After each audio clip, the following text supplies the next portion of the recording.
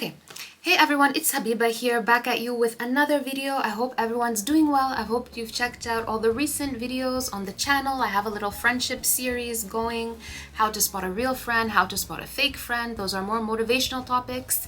Now, I know some of you really love the political topics, the sociopolitics, the history. So let's jump on here with one of those topics. Today's video is going to be about the Black diaspora in Ethiopia's fight against Mussolini. This is in 1935 when Italy invaded Ethiopia for a second time. Remember, they had invaded in 1896. That's when they had the famous Battle of Adwa, 1896. And that was very special then because it was really a hallmark battle in Africa against colonialism, against imperialism. You know, they had the Berlin Conference in 1884. That's when they were dividing up the continent, and various European imperial powers at the time, they each wanted their piece of the African pie, right? And as we know, there was fierce resistance all over the continent.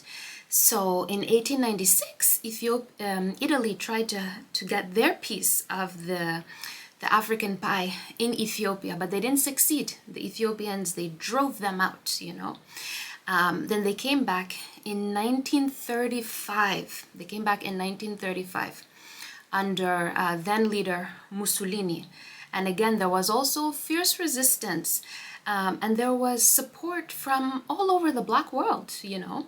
Other parts of Africa, the Caribbean, North America, Black Americans, because it really represented a kind of last frontier, if you will, like a last frontier in the Black world. And remember, this is, well, some years after World War I, going into World War II. And by then, a lot of African nations had been conquered, and Ethiopia was one of two liberated, or one of two Black nations that was still standing, you know, that was still standing sovereign. What was the other one? It was Liberia in West Africa. So in today's video, we're going to be talking about that, the role of the Black diaspora. And I have some really juicy stories for you all and examples from around the Black diaspora, and certain stories that I have recently learned and that, you know, were very heartwarming, very special for me to learn. And if you haven't, make sure to like, to subscribe, and to support the channel by buying one of the products, by buying one of the canvas bags. I know you'll love it. All right, so let's jump into today's topic, which I said is going to be the contributions of the Black diaspora to the war effort, to Ethiopia's war effort in 1935 against a Mussolini invasion. Okay guys, so let's start with the stories of two renowned Black aviators, so Black pilots who supported the combat mission by flying jets in the second, so this is now the second Italo-Ethiopian war, the first one being the Battle of Adwa, so which would have been the first Italo-Ethiopian war. These two pilots were named Hubert Julian and John C. Robinson. So the first one, Hubert Julian, he was nicknamed the Brown Eagle of Harlem. Brown Eagle of Harlem, and I think it's, you know, self-explanatory, an eagle. And now John C. Robinson, he was called the Brown Condor. He got that name as the Brown Condor. We'll speak about both of them. Let's speak first about Hubert Julian a little bit. And now, when you read the history about both of them and you read some of the newspaper clippings at the time and the articles, or rather the letters that they wrote and the conversations that they had with Emperor Haile Selassie at the time, you can tell they both had this unrelenting determination to support Ethiopia in this war effort. And you'll learn soon why I say unrelenting. Like this unrelenting determination to support. And as I mentioned in a couple of previous videos, the video where I said the Black diaspora and Black Africans, that we are one, you know, we are one people. In that video, I spoke a little bit about Project 3541, which is a nice visual history, you know, it documents visually the support coming from Black Americans and how they were very eager to enlist in the war. However, they were banned due to US neutrality laws at the time, and basically they weren't allowed to travel to Ethiopia and support them in the war. They were denied passports and so forth. So as much as there was a strong desire and a lot of support coming out of Black America, Black UK, Black Caribbean as well, but we're going to start with the Americans. A lot of support coming out of Black America. They couldn't get there physically to support, really. They were banned. Nonetheless, they supported in other ways. And so now, your average Black American civilian, man and woman, there were women who were trying to enlist as well. They were banned. However, these two, they managed to get in. All right, so these two, they managed to get in. And now Hubert Julian, he already had ties to Ethiopia. He had previous ties to Ethiopia, and he managed to get an official role. He managed to get the role of commander of the Ethiopian Imperial Air Force, right? And he had already done some aviation in Ethiopia before the 1935 invasion. So he knew the emperor. And now John C. Robinson, he didn't have previous links to Ethiopia, but he was a very famous aviator from Chicago, like very well known because he was super skilled. And so he left the United States secretly in 1935 as a civilian, basically. So he left like as a civilian.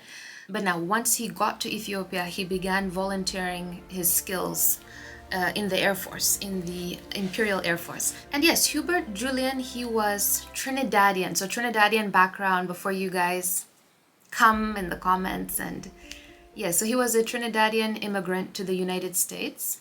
He met Marcus Garvey in the States, and he joined Marcus Garvey's association, the UNIA, which had branches all over the world, really. And particularly in the Black diaspora. And now, Julian had gained a lot of fame as an aviator in the United States. This is the one who was nicknamed the Black Eagle of Harlem.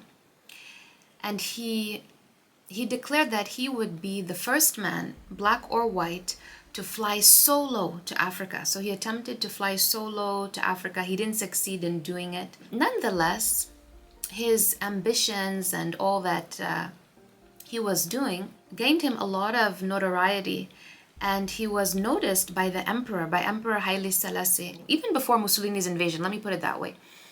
So in 1930, the emperor's cousin, who was studying at Howard University, and I'm sure many of you know Howard University, it's a historically Black institution, historically Black college,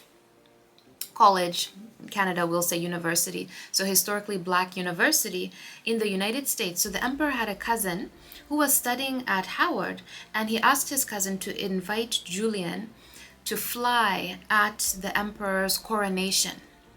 And so that's how Julian first made it to Ethiopia, at the invitation of the emperor. And now I mentioned earlier that he was appointed commander of the Ethiopian Air Force. However, he crashed the emperor's only plane, and after doing that, he was dismissed and sent home. Now, in 1935, when Mussolini invaded, this same Hubert Julian, he tried to offer his services again to the emperor. So this is where the unrelenting part comes in. He was very unrelenting. He really wanted to support. He tried to offer his services again. He wanted to be part of conquering, pushing back Mussolini. However, he was denied. The emperor didn't accept. So he was unsuccessful in trying to return to Ethiopia. And basically, it's then that he started having a falling out with the Ethiopian government. Some decades later, in 1960, there's mention that he was involved in a coup plot. So that he could have been involved in a plot to coup the emperor. So this is 1960 now. So what's your reading on that, everyone? My reading is that he didn't really succeed in his goal to be part of that anti-colonial mission in the way he wanted to, or in the way he had initially envisioned, and perhaps his own motivations got blurred, or his own motivations changed, and Yeah, so what are your thoughts on that? So that's Hubert Julian. Now let's come to John C. Robinson, the brown condor, who was very much more successful in carrying out that mission of supporting Ethiopia than Hubert Julian was. So let's now discuss John C. Robinson. Alright guys, so if you're liking this video, send me a super like, send me a super thanks. Like the video, send me a super thanks so I know that you're liking this content and so that I can keep bringing you more of this very educational, exciting content. Thank you. Alright, so now let's talk about Robinson, who was nicknamed the brown condor, and a condor is a type of bird, so it was obviously a praise for his aviation skills. So Robinson helped train Ethiopian pilots and he flew combat missions during the war. When Ethiopia fell to Italy's hands in 1936, he returned to America.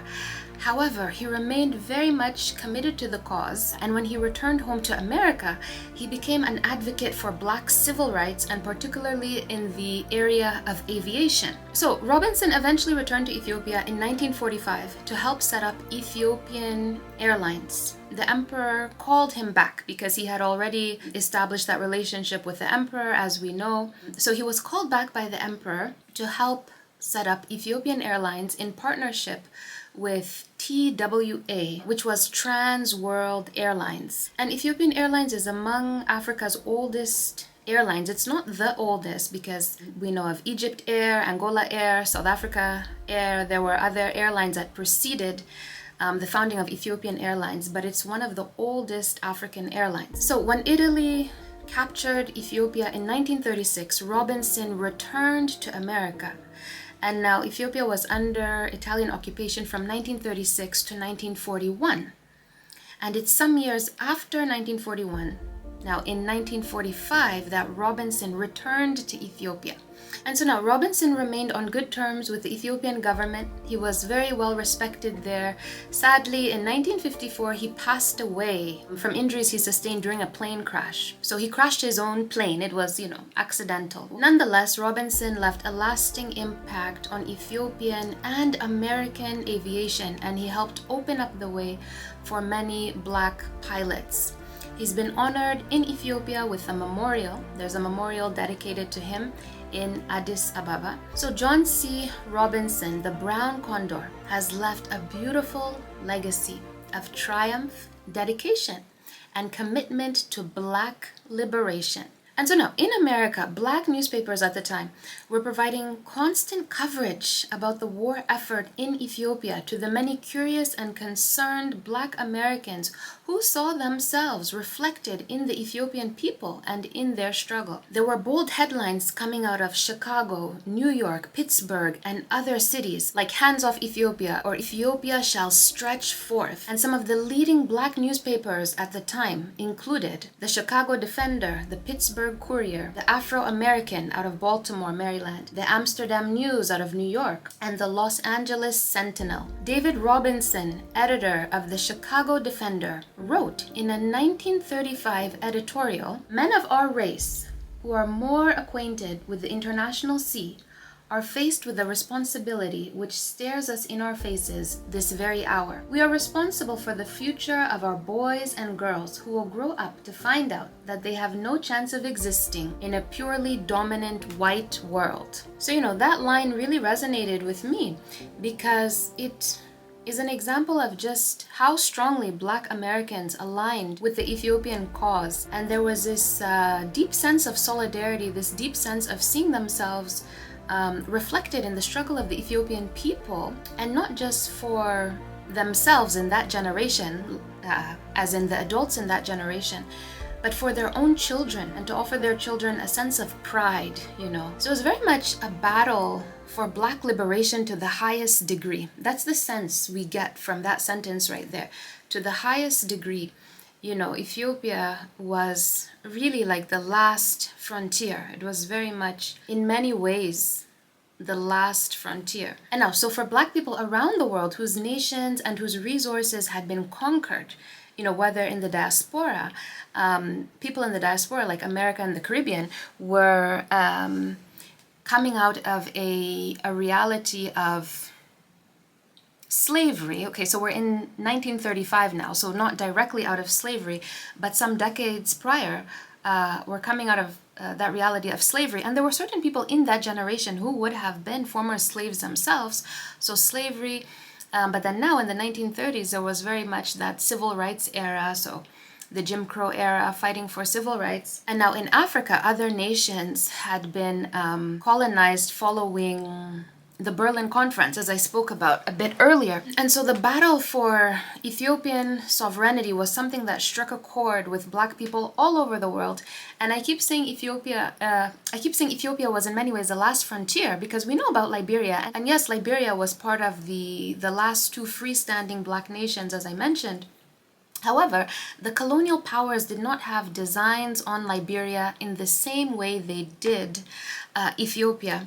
And perhaps that's something I can follow up on in another video if you guys are interested, because in many ways Liberia was tied to America politically and economically. So the Black press around the world was very much instrumental in pushing the cause forward.